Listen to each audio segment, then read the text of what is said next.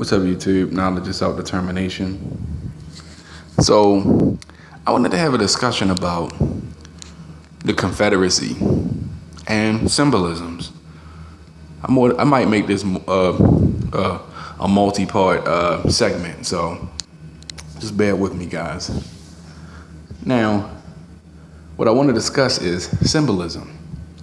And I'm bringing this up because I ran across a comment, and I don't even remember what video it was I watched, but it was a sister, or at least somebody with a thumbnail picture that looked like a sister, basically ridiculing black people for being upset about statues and symbols at this stage of the game.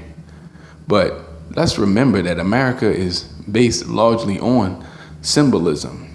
Look at the symbolism behind the Old Glory, the flag, the United States flag. Look at the symbolism behind the Confederate flag. Look at the symbolism that is just used to market products in this country, period. Religious symbolism. Symbolism is a huge part of the human experience because we place power on symbols.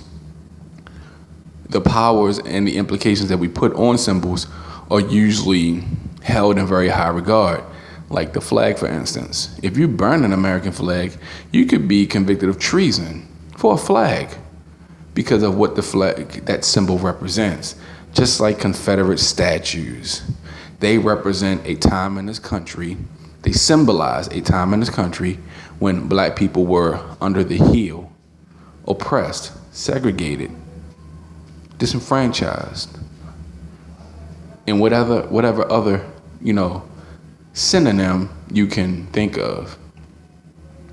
That's what it represents for black people. Just like the Confederate flag represents that same thing. But here's what I want you guys to think about for a second, right? See, when the Confederacy was formed, they seceded from the nation. They became their own sovereign state, right? They weren't the same nation as the Union, right? Even though they shared the same landmass, they were their own nation. They lost in the Civil War. So to fly that flag in itself is an act of treason.